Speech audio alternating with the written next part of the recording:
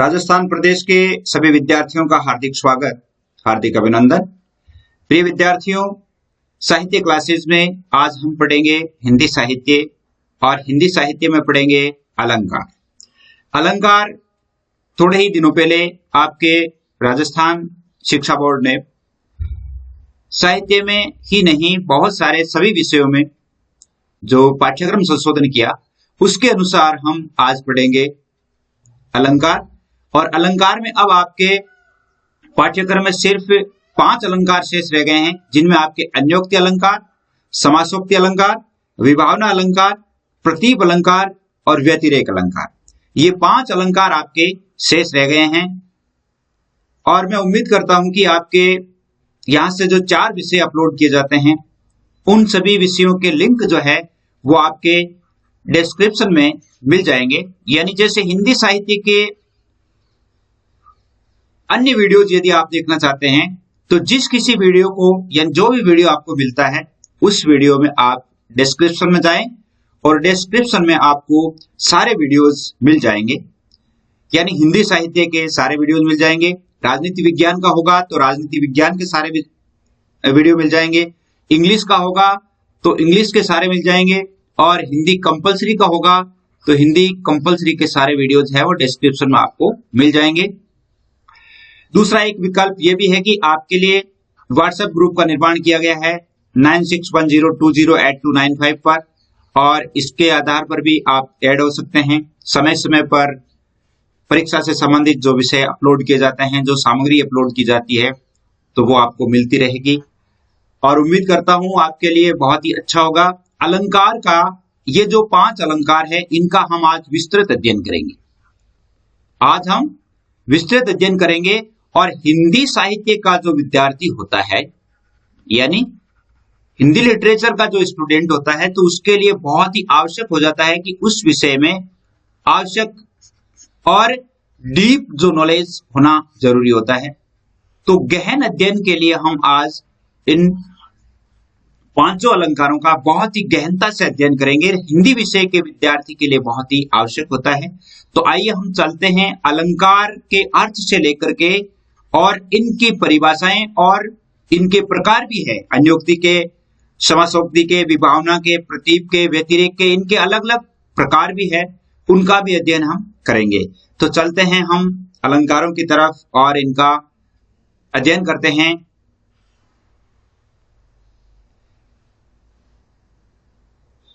तो सबसे पहले हम देखेंगे अलंकार का अर्थ क्या है, अलंकार के प्रकार क्या है, अलंकारों के उदाहरण क्या क्या हो सकते हैं। सबसे पहले अलंकार।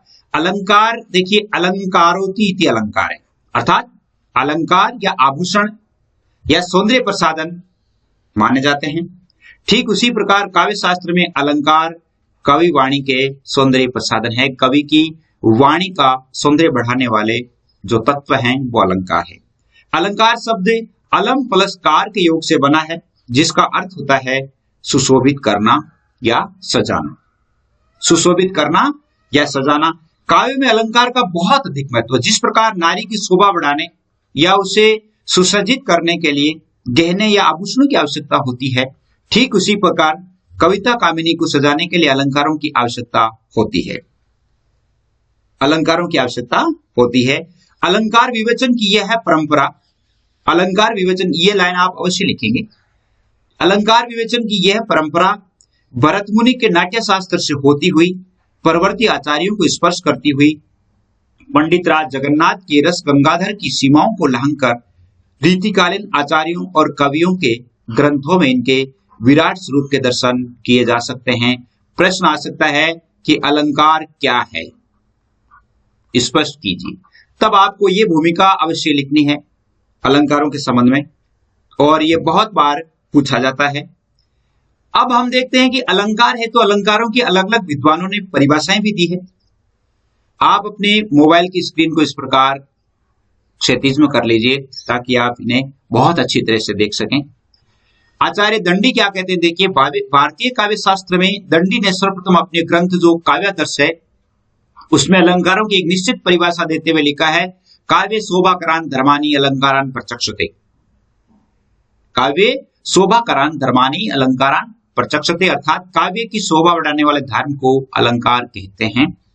आचार्य केशव, यद्यपि आचार्य केशव जो रीतिकालीन आचार्य हैं, अपने हिंदी में इन्हीं को माना जाता है, वो कहते हैं कि यद्यपि सुजाति सुलक्षणी सुवर्ण सरस सुकृत भूषण बिनु विराजे कविता वनिता मित्र, अर्थात कविता रूपी नारी कितनी ही उच्च वंश की, सुलक्ष्मी, सुंदर, मधुर भाषणी, अच्छे स्वभाव वाली हो, परंतु बिना अलंकार के वे शोभायमान नहीं होती है।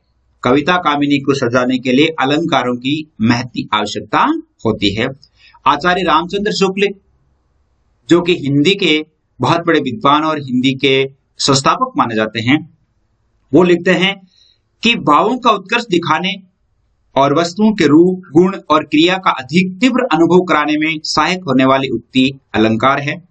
अलंकार 3 प्रकार के होते हैं, शब्दालंकार, अर्थालंकार, उभयालंकार। शब्दालंकार में जहां शब्दों के माध्यम से चमत्कार उत्पन्न होता है, वहां शब्दालंकार होते हैं, जिसमें अनुप्रास, श्लेष, वक्रोक्ति, यमक आते हैं। ये आपके हिंदी अनिवार्य में आपके हैं, ये इनका भी वीडियो आप पहले से बनाया हुआ है। अर्थालंकार, जब काव्य में अर्थ के माध्यम से चमत्कार होता है तो वहां अर्थालंकार होता है। उपमा, रूपक, उत्प्रेक्षा, अतिशयोक्ति और भी बहुत सारे, ये जो हम पढ़ेंगे, हम जो 4 अलंकार पढ़ेंगे, कौन कौन से, अन्योक्ति है, समासोक्ति है, विभावना है, ये सभी अर्थालंकार ही है, ये ध्यान रखना। उभयालंकार, शब्द और अर्थ दोनों में चमत्कार पाया जाता है, वहां उभय अलंकार होता है। तो ये तो परिभाषाएं हो गई। परिभाषाओं के बाद हम देखते हैं कि सबसे पहला आपके पाठ्यक्रम में है अन्योक्ति अलंकार। अन्योक्ति अलंकार क्या है? देखिए, मैं अन्योक्ति अलंकार के यहाँ पर मैंने 7 उदाहरण चयन कर रखे हैं। इसमें से आपको 2 उदाहरण अच्छी तरह से याद करने, जो आपको अच्छे लगे। यह समासोक्ति का विपरीत अलंकार होता है। अन्योक्ति समासोक्ति का विपरीत होता है। इसमें अप्रस्तुत या प्रतीक द्वारा किसी प्रस्तुत का वर्णन किया जाता है, अर्थात इसमें लौकिक के माध्यम से अलौकिक की साधना की जाती है, परंतु प्रस्तुत अर्थ की प्रतीति होती है। प्रस्तुत अर्थ से तात्पर्य क्या है? जो प्रसंग का विषय हो, जिसका वर्णन करना अभिप्रेत हो। स्पष्ट शब्दों में कह सकते हैं कि अन्योक्ति में कवि कुछ कहता है किंतु वही बात नहीं कहकर दूसरी बात कहता है, मतलब उसे समझाने के लिए दूसरी बात कहता है। समझाने के लिए यहाँ का उदाहरण देता है, लौकिक उदाहरण के माध्यम से पारलौकिक बात को समझाई जाती है। यहाँ का उदाहरण देते हैं और वो आगे की बात समझाते हैं।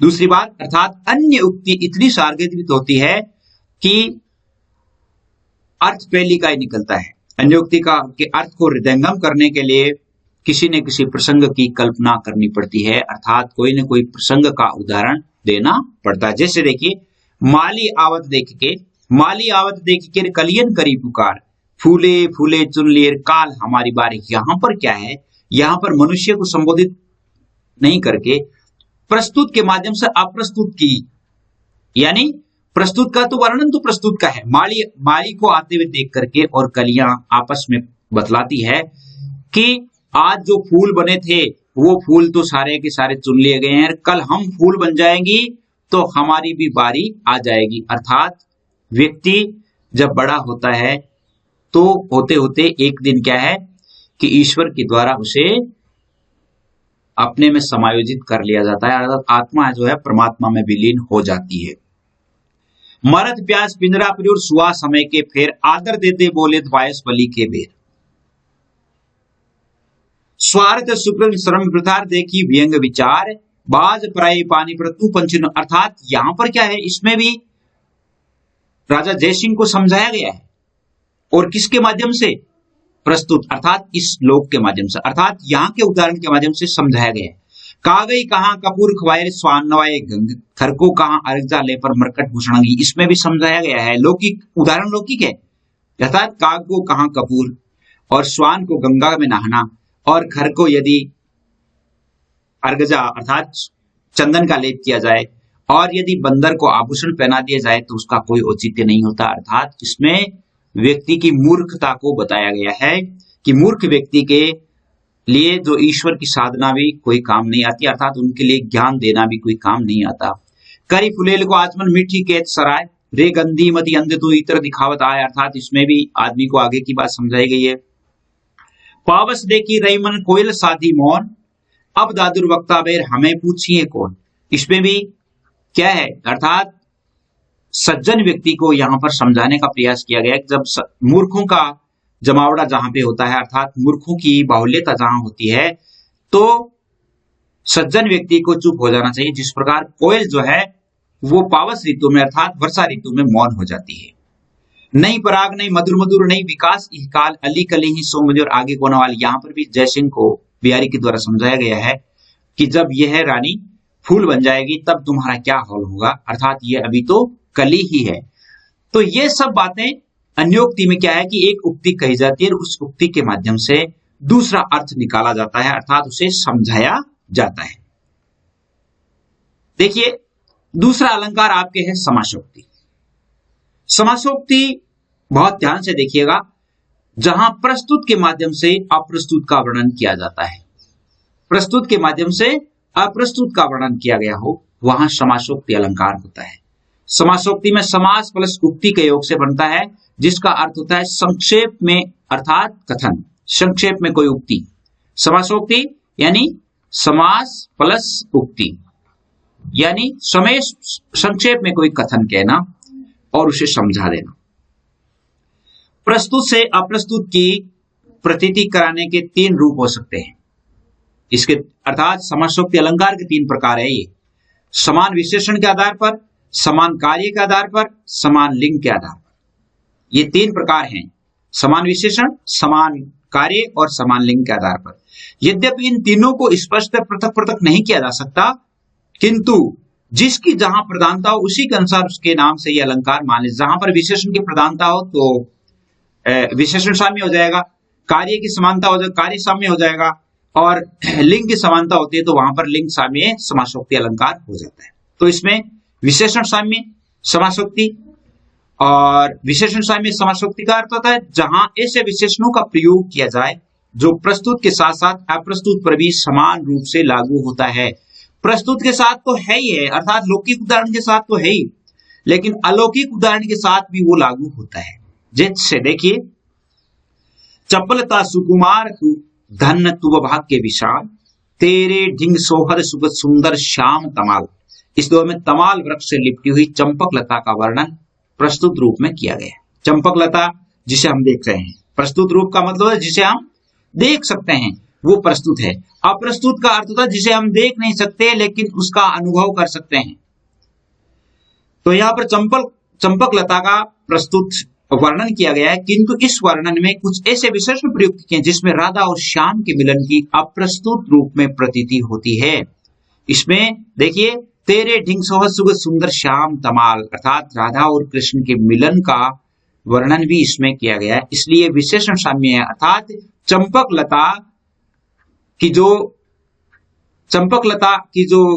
लता है वो राधा के रूप में विशेषण, राधा के विशेषण के रूप में, अर्थात राधा की विशेषता बताने के लिए चंपक लता का प्रयोग किया गया है।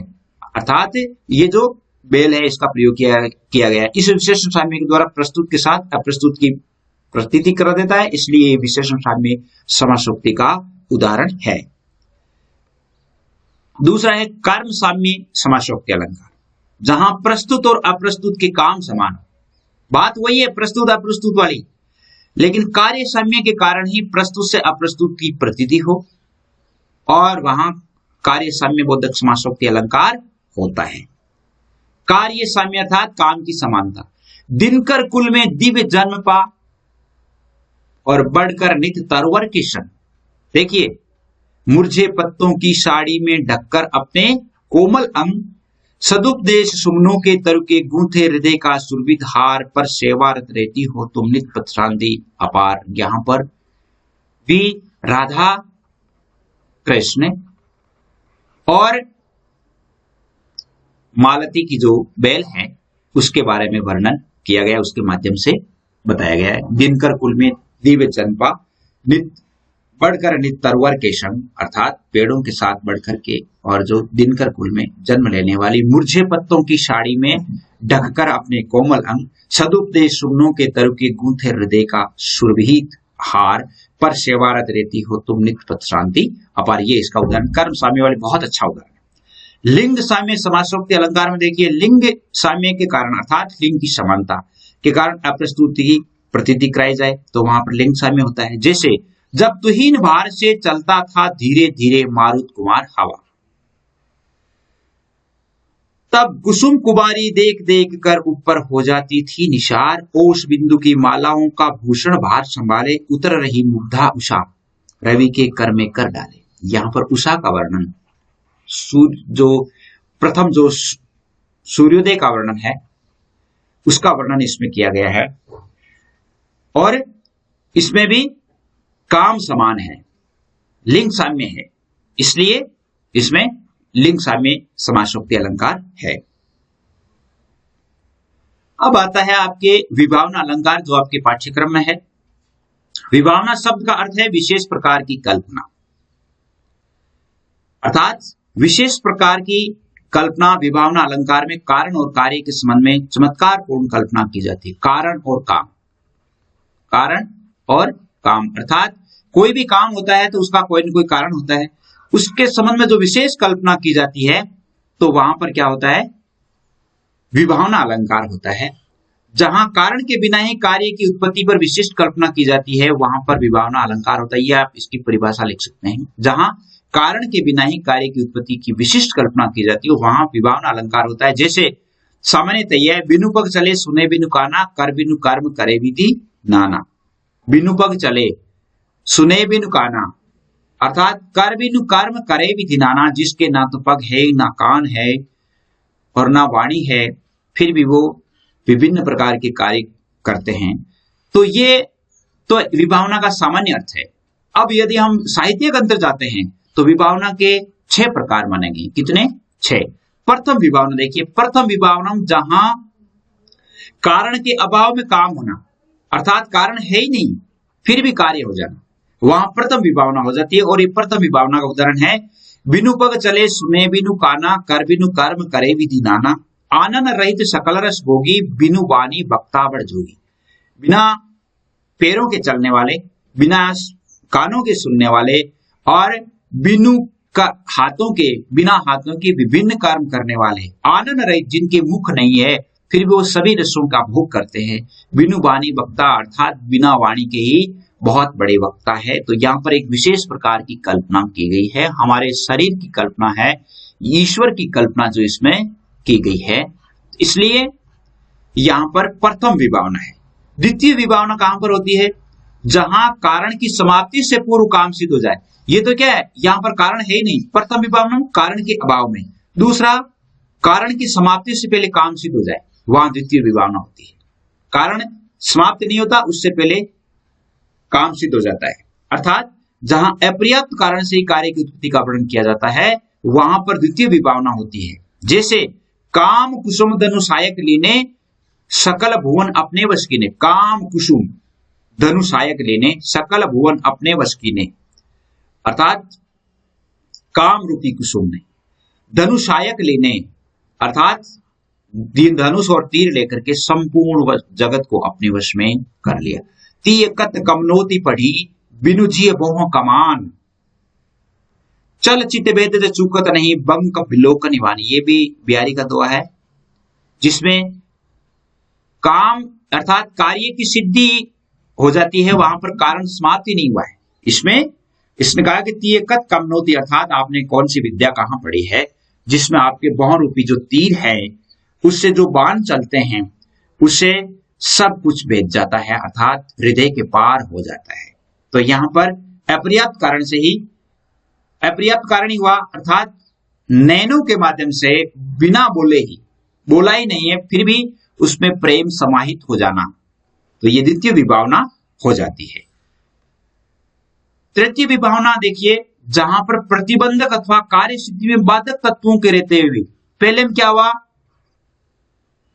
कारण के अभाव में, दूसरे में क्या हुआ, अपर्याप्त कारण के होते हुए भी काम सिद्ध हो जाना, तीसरे में क्या है, कार्य सिद्धि में बाधक तत्वों के होते हुए भी उत्पत्ति का वर्णन किया जाता है, वहां पर तृतीय विभावना होती है, अर्थात बाधक तत्व है। जैसे ये देखिए बहुत अच्छा उदाहरण है, लाखन ओट करो किन घूंघट चंचल नैन छिपे न छिपाए। अर्थात घूंघट क्या है? घूंघट नेत्रों के लिए एक बाधक है, फिर भी नेत्रों की सुंदरता, नेत्रों की चंचलता है वो घूंघट से छिपती नहीं। अर्थात बाधक तत्व हैं, फिर भी नैनों ने अपने जो काम करने थे वो कर दिए। यद्यपि बसे हरि जाय उत आवन पावत नाय, मिलत मोहि नित तदपि सखी प्रतिदिन सपने माय। अर्थात हरि जो है, श्री कृष्ण है, वो वहां चले गए हैं, मथुरा छोड़ के चले गए हैं, मथुरा। अर्थात फिर भी अब क्या है, फिर भी हमेशा मेरे सपने में वो मिलते हैं। अर्थात बाधक तत्वों के होते हुए भी श्री कृष्ण का मिलन उनसे होता है। तो ये तृतीय विभावना। चतुर्थ विभावना में देखिए, जहां वास्तविक कारण के स्थान पर अन्य कारण से कार्य की उत्पत्ति। वास्तविक कारण के अलावा, पहले में क्या हुआ, कारण है ही नहीं, दूसरे में अधूरा कारण है, तीसरा में बाधक तत्व है, चौथा में क्या है, चौथी विभावना कहां होती है, जहां पर वास्तविक कारण के स्थान पर अन्य कारण से काम की उत्पत्ति हो जाती है। अर्थात बिना कारण से कार्य की उत्पत्ति कल्पित कर ली जाती है, चतुर्थ विभावना होती है। जैसे देखिए, हंसत बाल के बदल में, हंसत बाल के बगल में यूं छवि कुछ अतूल, फूली चंपक बेलते झरत चमेली फूल। देखो नील कमल से कैसे तीखे तीर बरसते हैं। अर्थात इसमें क्या है, वास्तविक कारण के अलावा जो कारण बन रहा है, नील कमल से कैसे तीखे तीर, अर्थात कमल से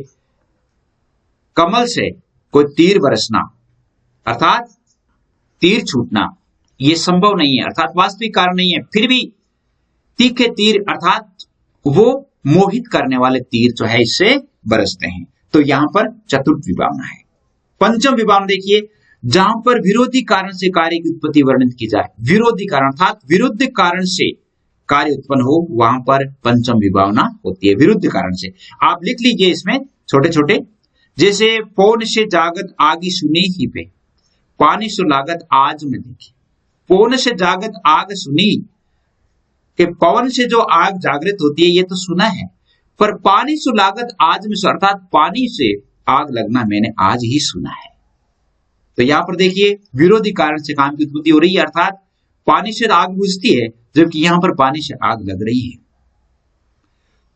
कचुरत चांदनी में अरी विरह व्याकुला बाल, बूझत कहां रसाल तुम वाह विरहनी को हाल। आगहूं जिससे ढलकते बिंदु हिमजल के, आगहूं जिससे ढलकते, आग से बिंदु हमजल के, हिमजल के अर्थात आग से बर्फ का बरसना। शीहित शीतल सी लगे जरत लंक की झार। ये चारों उदाहरण है, चारों उदाहरण आप अच्छी तरह से देख लें इसको। छठी विभावना देखिए, छठी विभावना में क्या है, छठी विभावना में है जहां कार्य से कारण की उत्पत्ति का वर्णन किया जाए, कार्य से कारण की उत्पत्ति, वहां छठी विभावना होती है। कार्य होता है और फिर उत्पत्ति हो जाती है, अर्थात काम के कारण से छठी विभावना। जैसे भयो सिंधु ते विधु सुकवि वर्णत विचार, उपजो तू मुख इंदु थे प्रेम पयोधि अपार। जैसे एक उदाहरण ये भी है, कमल जुगल से निकलता देखो निर्मल नीर। तीसरा उदाहरण है, देखो या विधु वदन में रस सागर उंगात, देखो या विधु वदन में रस सागर उंगात। हाय उपाय ने जाय कियो ब्रज बूढ़त है बिनु पावस पानी। देखिए, वर्षा ऋतु के पानी के बिना ही ब्रज है वो डूबता जा रहा है। धारण ते अंशुआन की है चक मीनन ते सरिता सरसानी। धारण ते अंशुआन की अर्थात आंसुओं की धारा। तो यहां पर छठी विभावना जो है वो उत्पत्ति के कार्य कारण की उत्पत्ति से इनकी छठी विभावना उत्पत्ति होती है। ये तो था, तीन अलंकार हो गए। चौथा अलंकार आपके होता है प्रतीप। प्रतीप का अर्थ होता है विपरीत या उल्टा। क्या अर्थ होता है? विपरीत या उल्टा। जहां पर उपमान को उपमेय के समान कहा जाए, उपमान को उपमेय के समान अथवा उपमेय को उपमान से श्रेष्ठ बताया जाता है। उपमेय जो होता है उसे उपमान से श्रेष्ठ, जैसे मान लो एक मुख है और एक चंद्रमा है, ये उपमेय ये उपमेय है, ये उपमान है। अब ये मुख है वो चंद्रमा से श्रेष्ठ बताया जाना, यहां प्रतीक होता है। कहां होता है? जैसे मुख को चंद्रमा से ज्यादा सुंदर बताना, यहां प्रतीक होता है। देखिए, प्रथम प्रतीप, इसके भी 5 प्रकार होते हैं। प्रतीप के भी कितने प्रकार होते हैं? 5 प्रकार होते हैं।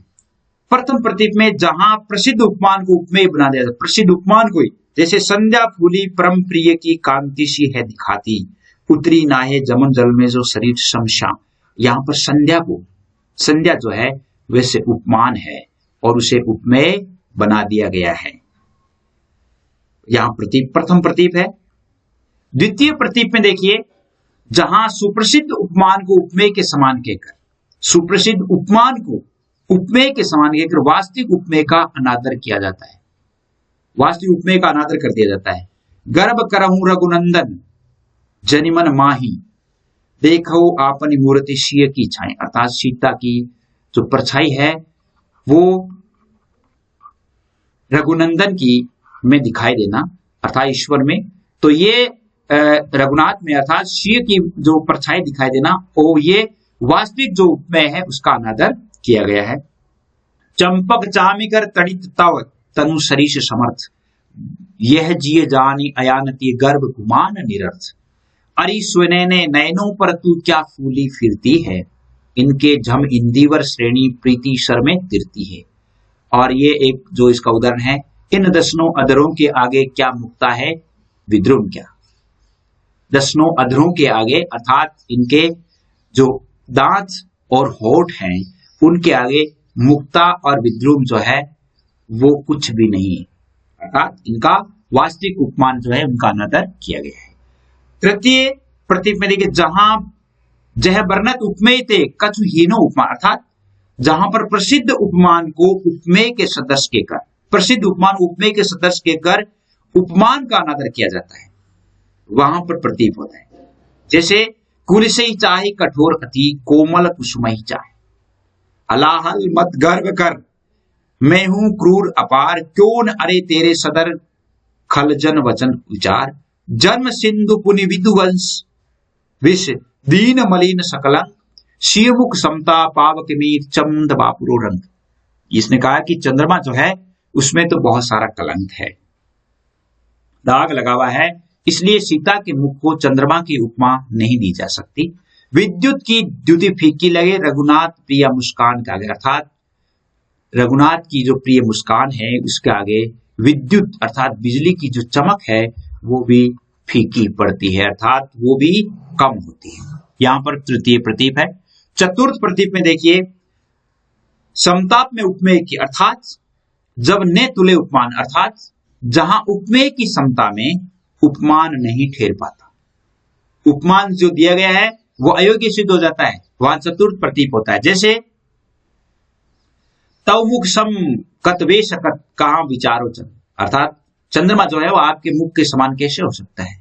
बहुरी विचार कीन मनमाई सी वदन सिंह हिमकर ने, बहुरी विचार बहुत अच्छा विचार करने के बाद सीता के बदन के समान जो चंद्रमा का जो हिमकर है, चंद्रमा की चांदनी है वो नहीं हो सकती।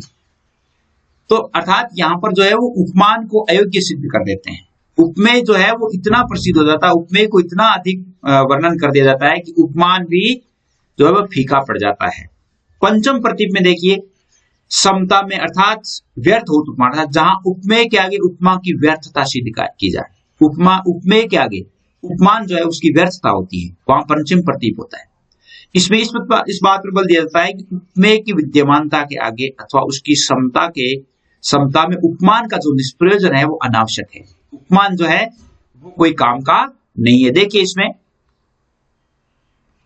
इसके उदाहरण देखिए, अमीय झरत चहुकोरते नयन ताप हरनेत, राधा जी को बदन अश चंद उदित के है, अर्थात राधा के शरीर से जो रोशनी हो रही है, जो चांदनी हो रही है, तो अब चंद्रमा की आवश्यकता ही नहीं है। तेरा मुख शोभित यहाँ उदित हुआ क्यों चंद्र, अर्थात जब तुम्हारा मुख यहाँ पर है तो चंद्रमा के उदित होने का क्या आशय है। परिमल पूरित पीत मृदु मंजुराधिका गाथ, अब अली चंपक फूल की भूलने की बात, अर्थात राधिका जो है, अर्थात जो राधा है, तो राधा का शरीर इतना कोमल है कि चंपक फूल का कोई महत्व नहीं रह जाता है। अर्थात यहाँ पर चंपक फूल की बात ही मत कीजिए, चंपक फूल से भी वो उसका शरीर है वो बहुत सुंदर है। तो यानी ये प्रतीप हो। प्रतीप में 5 अपन ने पढ़े, 500 में क्या होता है? उपमेय को उपमान बनाना, दूसरा उपमेय का अनादर करना, तीसरा उपमान का अनादर करना, चौथा उपमान की अयोग्यता सिद्ध कर देना, और पांचवें उपमान की व्यर्थता, अर्थात उसे उपमान देने की आवश्यकता ही नहीं। जैसे इसमें देखिए राधिका अर्थात यहां पर चंद्रमा, भाई इसमें कहा है कि चंद्रमा जब आपका मुख है तो यहां पर चंद्रमा को उदित होने का की आवश्यकता ही नहीं है। ये था प्रतीप अलंकार। आप इसमें ये इनमें से कोई भी उदाहरण आप अच्छी तरह से याद कर ले। अब हम पढ़ेंगे व्यतिरेक अलंकार, और अंतिम अलंकार है आपके जहां उपमान की अपेक्षा उपमेय का उत्कर्षपूर्ण वर्णन किया जाता है। उपमान की अपेक्षा उपमेय का, जैसे उपमेय अभी पहले देखा था अपन ने, ये मुख है, ये उपमेय है, चंद्रमा उपमान है, इसका ज्यादा वर्णन किया जाना, वहां पर व्यतिरेक होता है, वी प्लस अतिरेक। वी का अर्थ है विशेष, अतिरेक का अर्थ है आधिक्य, विशेष रूप से अधिकता, अर्थात विशेष जो है अर्थात उपमेय जो है उसका बहुत अधिक वर्णन किया जाना। उपमान की अपेक्षा उपमेय का विशेष आधिक्य सूचित करने के लिए इस अलंकार का नाम व्यतिरेक रखा गया है। सामान्यतः सभी सादृश्य मूलक अलंकारों में उपमेय की अपेक्षा उपमान का उत्कर्षपूर्ण वर्णन किया जाता है, सभी में किया जाता है सादृश्य मूलक अलंकार जो होते हैं, परंतु व्यतिरेक में उसके विपरीत बात रहती है, क्योंकि उपमान की अपेक्षा उपमेय की उत्कृष्टता का वर्णन करने में इस अलंकार की सार्थकता होती है। इसमें उत्कर्षपूर्ण वर्णन 4 स्थितियां होती है इसमें। एक तो उपमेय के उत्कर्ष और उपमान के अपकर्ष के कारण निर्देशन, कारण बताना कि उपमान उपमेय से कैसे कम है। दूसरा, उपमेय के उत्कर्ष का कारण बताया जाना, इसमें एक में कारण निर्देश नहीं होता है, सॉरी। तीसरे में उपमान के अवकाश का कारण सिद्ध किया जाना, और पांचवा है उपमेय के उत्कर्ष और उपमान के अपकर्ष के कारण निर्देश ही नहीं हो, अर्थात यहां पर तो कारण निर्देश होता है, इसमें कारण बताया जाता है, कारण का निर्देश होता है, इसमें कारण बताया जाता है, इसमें कारण को सिद्ध किया जाता है, और इसमें कारण का निर्देश भी नहीं दिया जाता। जैसे पहला है ना ये, जिसमें निर्देश नहीं, पावक झरते मह जर दाहक दुषे विषेक, दहे दहे दृगा के परस यही दृगन ही देख, अर्थात यहां पर पावक झरते मह जर, अर्थात आग की जो वर्षा होती है, आग की जो जड़ी होती है, उससे दाहक, या हम ये कह सकते हैं कि वीर्य की जो जड़ी होती है वो ज्यादा विषेक होती है, ज्यादा असरदार होती है। दूसरा है उपमेय के उत्कर्ष का कारण निर्दिष्ट करना, जैसे ज्ञान योग से हमें हमारा यही वियोग भला है, गोपियां कहती है, जिसमें आकृति प्रकृति रूप गुण नाट्य कवित कला है, जिसमें अर्थात आप जो हमें ज्ञान योग देने के लिए आए हैं उसकी बजाय तो हम वियोग में रहे, अर्थात हमारे कृष्ण हमारे साथ नहीं है, फिर भी हम उनकी आकृति देखते हैं, उनकी प्रकृति, उनका रूप गुण नाट्य, उनकी कवित कला, ये सब हमें याद है, इसलिए हमारा ये वियोग ही हमें रहने दो। तो उपमेय के उत्कर्ष का कारण निर्देश बता रहे हैं कि हमारा जो उपमेय है अर्थात जो श्री कृष्ण है वो हमारे लिए कैसे अच्छे हैं। इसका कारण ये कि हमारे पास आकृति प्रकृति रूप गुण सभी है। प्रगट तीनों लोक में अचल प्रभाकर था, जीतु दास दिवाकर ही श्री रघुवीर प्रताप। आगे देखिए, उपमान के अपकर्ष का कारण निर्देश करना। उपमान जो है वो अपकर्ष क्यों है, उससे कम कीमत का क्यों है। जन्म सिंधु पुनि बंधु विष दिन मलिन सकलंक, शिवमुख समता पाव की मिर चंद बापरो रंग। अभी अपन ने उसमें भी पढ़ा था, कौन से अलंकार में, इससे पहले प्रतीप में भी पढ़ा था और हम इसमें भी पढ़ रहे हैं। तो इसमें भी ये उदाहरण आप इसका व्यतिरेक में भी इसका उदाहरण है कि शिवमुख समता था, जिसमें अपकर्ष का कारण बता रहा है। कारण यह है कि जो चंद्रमा है उसमें कलंक है, दाग है, और सीता का जो मुख है वो बेदाग है, इसलिए ये चंद्रमा है वो उससे अपकर्ष है, अर्थात कम महत्व है उसका। इसमें आगे बताया जाता है कि उपमेय के उत्कर्ष और उपमान के अपकर्ष के कारण भी नहीं बताना। आगे कहते हैं कि जिनके जस प्रताप के आगे शशि मलिन रवि शीतल लगे, अर्थात श्री राम जो है या रघुवीर है उसके प्रताप के आगे उनका जो पराक्रम है, उनका जो शौर्य है, उनकी जो प्रसिद्धि है, उनके आगे चंद्रमा और सूर्य ये दोनों शीतल प्रतीत होते हैं, शीतल प्रतीत हो रहे हैं, अर्थात यहाँ पर बड़ाई कर रहे हैं। लेकिन अपकर्ष किस कारण से है वो बताया नहीं गया, निर्देश नहीं है, लेकिन यहाँ पर है अलंकार इसमें व्यतिरेकी।